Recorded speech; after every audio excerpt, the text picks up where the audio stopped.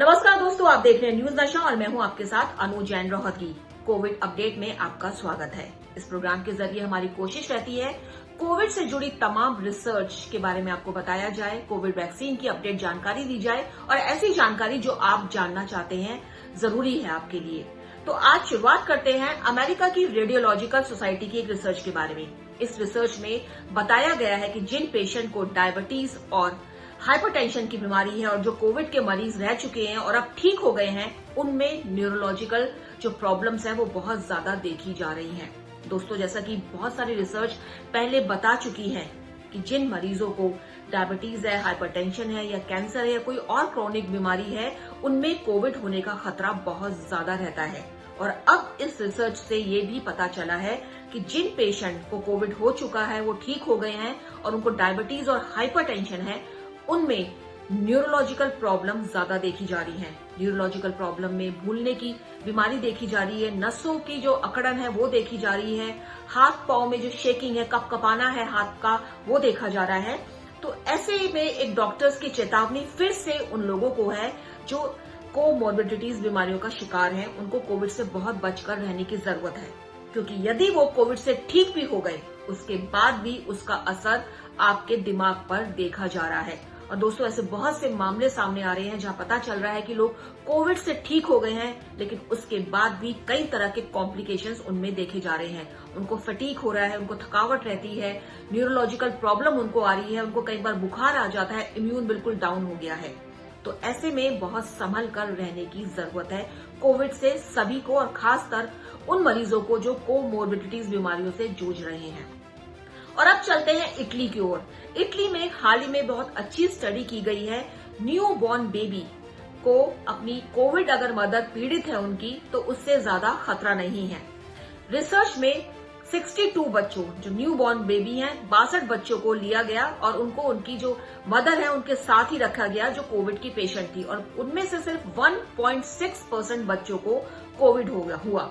और वो भी डॉक्टर्स ये कह रहे हैं कि अगर प्रिकॉशंस पूरी बरती जाए तो ये खतरा ना के बराबर है। तो ये बहुत अच्छी न्यूज है, क्योंकि देखा जा रहा था कि न्यू बॉर्न बेबी को अगर मदर्स कोविड की शिकार है तो ब्रेस्ट फीडिंग जो वो करवाने में हिचक रही थी कि हमारे बच्चे को ये इन्फेक्शन ना लग जाए। और आपको पता ही है, ये रिसर्च से बहुत साबित हो चुकी है बातें कि जो पहले कुछ दिनों का मिल्क होता है मदर का, वो बच्चे के लिए बहुत ज्यादा फायदेमंद होता है, बच्चे का इम्यून बूस्ट करता है, जिससे वो तमाम तरह की बीमारियों से काफी हद तक बचा रहता है। तो एक बहुत अच्छी न्यूज है उन महिलाओं के लिए जो अपने बच्चे के साथ रहना चाहती है, कोविड का शिकार हो गई हैं।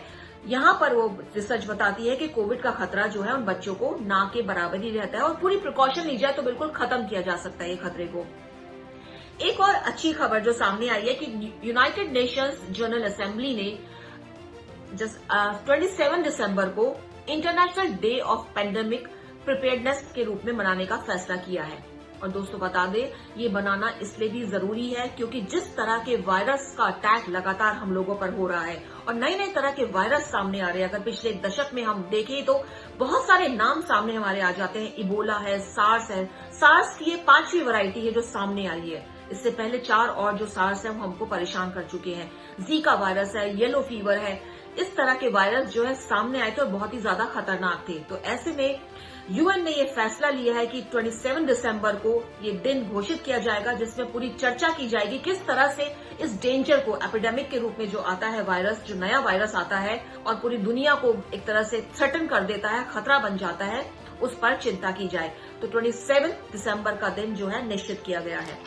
उसके अलावा अब एक और रिसर्च के बारे में बात करते हैं, और वैसे ये रिसर्च जो है यूके में हुई है हाल ही में, जिसमें बताया गया है कि हेल्थ वर्कर्स जो हैं उनको और लोगों के मुकाबले कोविड होने का खतरा 7% ज्यादा रहता है।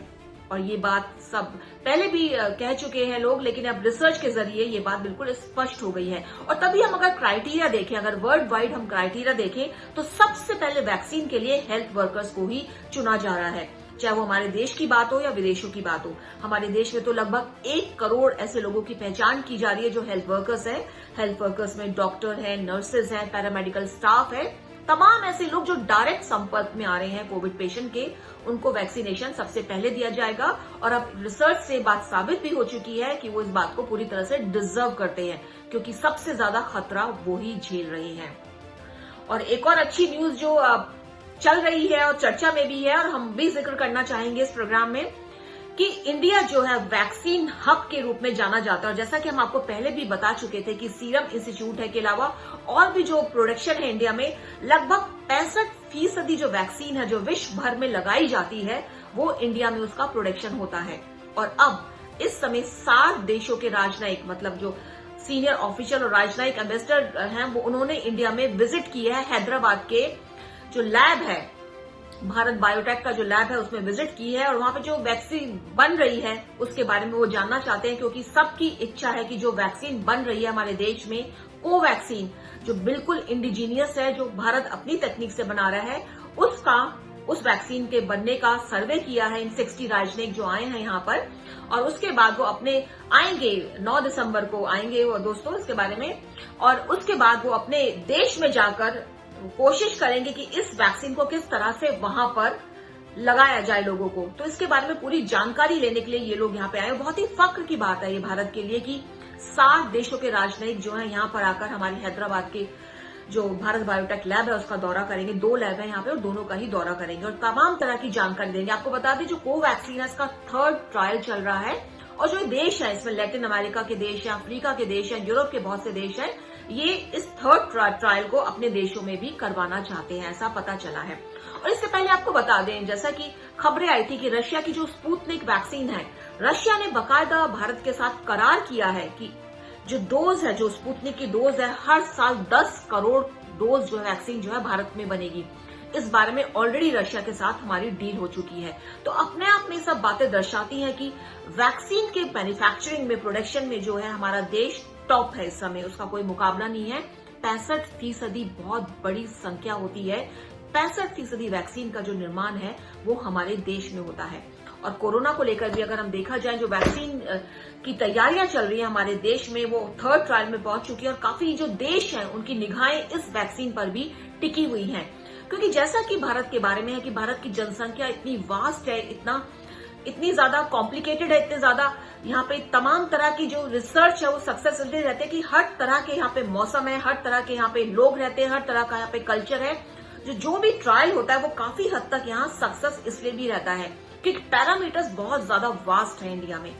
तो ऐसे में जो सामने आ रही है कि 60 राजनयिक जो है यहाँ पे दौरा करेंगे हमारे लैब का और पता करेंगे, सारे डिटेल लेंगे और कोशिश उनकी यही है कि ये वैक्सीन किस तरह से उनके देशों में पहुंचे। तो उम्मीद है हमारी जो जानकारी हमने आपको दी है आपको पसंद आई होगी। न्यूज नशा की कोशिश रहती है इस प्रोग्राम के जरिए कि कोविड से संबंधित जानकारी आप तक पहुंचाई जाए और उम्मीद है आप हमारा प्रोग्राम देखते होंगे, आपको पसंद भी आता होगा। इसलिए आप लगातार बने रहिए न्यूज नशा के साथ और हमारे साथ। और आप हमसे जुड़े रहने के लिए सब्सक्राइब करें YouTube पर, फॉलो करें Twitter पर और लाइक करें Facebook पर। और ज्यादा जानकारी के लिए न्यूज नशा की वेबसाइट पर जाएं। आपको टाइप करना होगा सिर्फ न्यूज नशा।